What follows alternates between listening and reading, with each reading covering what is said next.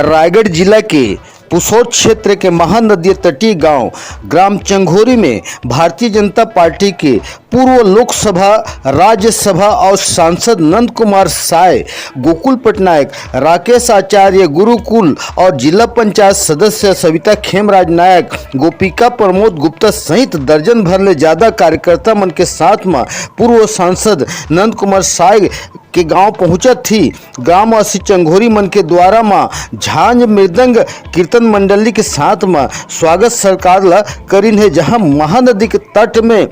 श्रीफल नारियल के पेड़ ला लगा करके पौधारोपण करके हरियाली के संकेत ला दिन है, जहां कार्यकर्ता मन के बीच में अपन बात ला रखिन है। ओकर बाद में चंघोरी के गांव बस्ती में चौपाल में कार्यकर्ता और ग्रामीण मन के द्वारा मुख्य अतिथि और अतिथि मन के स्वागत सत्कार आव भगत लग करीन है, जहां मंचासीन अतिथि गोकुल पटनायक हर पूर्व दिन ल याद करके कही से कि भाजपा के 3 नचकार जैसे बात कहावत ला याद करके समय ला ताजा करीन है, जहां मंच में महानदी तटीय क्षेत्र ला पर्यटन ला बढ़ावा देहे विकास करे के खातिर में वृक्षारोपण वाली गोठ लग करीन है, जहां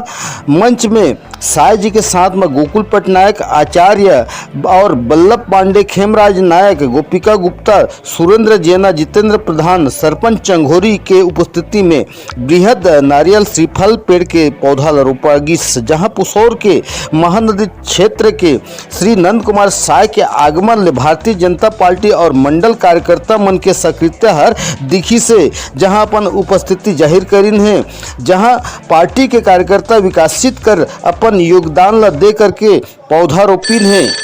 छत्तीसगढ़िया 24 घंटा के लोकप्रिय में बढ़ते कदम 2 साल में 17 लाख ले ज्यादा दर्शक हमारे चैनल में लाइक सब्सक्राइब महोदय जी। आज महानदी तटीय क्षेत्र के गांव में बृहद वृक्षारोपण के आयोजन किया गई से और आपके कार्यकर्ता भारतीय जनता पार्टी के मंडल के कार्यकर्ता मन के सजगता लेकर के का कहत बताओ 2 शब्द अपन।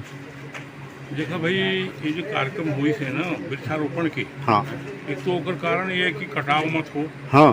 पेड़ सघन हो, हाँ, और फल भी मिले, हाँ, ये में हमारे जो कार्यकर्ता मन है वो काफ़ी सक्रिय रहे, और ये 36 नहीं महानदी पर्यटन विकास मोर्चा जो बनाई उमन बहुत सक्रिय हैं कि पर्यटन के सुंदर क्षेत्र बनाया जाए और इनमें सहायता भी बाहर से मिले, उमन के रुचि है, उमन का योजना है। ये विषय ला बताइन भी हैं और नारा बीच बीच में बहुत लगाइन है, हाँ, तो उद्देश्य यही है, हाँ, कि महानदी पर्यटन विकास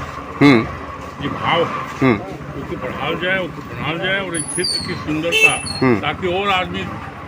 दूर दूर के शहर के बड़े बड़े शहर के भी आए देखें और ये सुंदर जो शहर है उसका आनंद उठाएं और इस क्षेत्र कर वही बहाने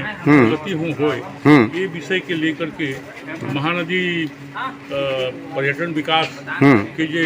भाव है उसका लेके बहुत जोर लगाइन है कार्यकर्ता मन और मोर मैंने ये विषय में सहमति भी है और वो आगे बढ़े और इस विषय के लेकर के सफल। तो भैया ये बताएंगे कि आज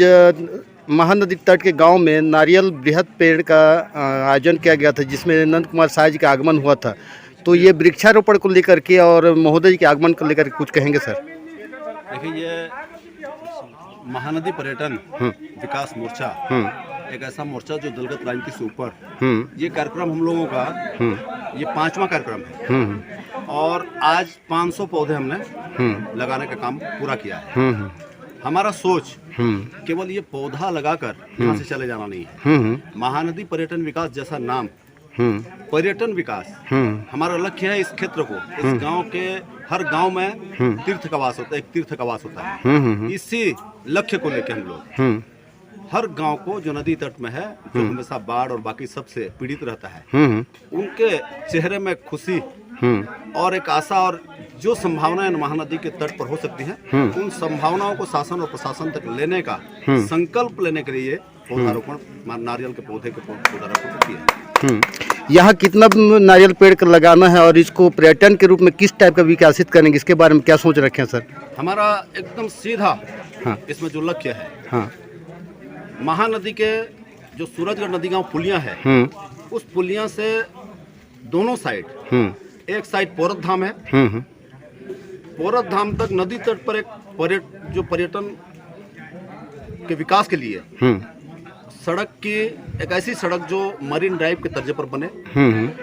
जो बड़े बड़े शहरों में बनाकर जहां गंदगी होती है, मैं ये बात का दावा कर सकता हूं कि अगर महानदी के तट पर मरीन ड्राइव बने तो हमेशा स्वच्छ रहेगा और लाखों लोग भी अगर इस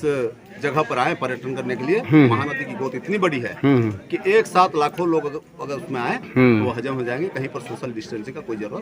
कोई कमी नहीं होगी। तो यहाँ गांव स्तर में हर साल में यहाँ बाढ़ रूप ले लेता है और यहाँ के लोग यहाँ तितर बितर हो जाते हैं, तो इसके बारे में किस टाइप के कदम लेकर के उठा रहे हैं सर? इसका भी जो घाव महानदी के बाढ़ से इस क्षेत्र के लोगों को मिलता है, जख्म मिलता है, इस सब का इलाज, सब का मरहम महानदी पर्यटन विकास हो सकता है। अगर पर्यटन स्थल के रूप में विकसित करें तो 3 दिन महानदी के डुबान और उसके बाढ़ से त्रस्त होने के बाद फिर जब आएंगे तो सफाई का और बाकी सब का चिंता इनको नहीं रहेगा। ठीक, धन्यवाद।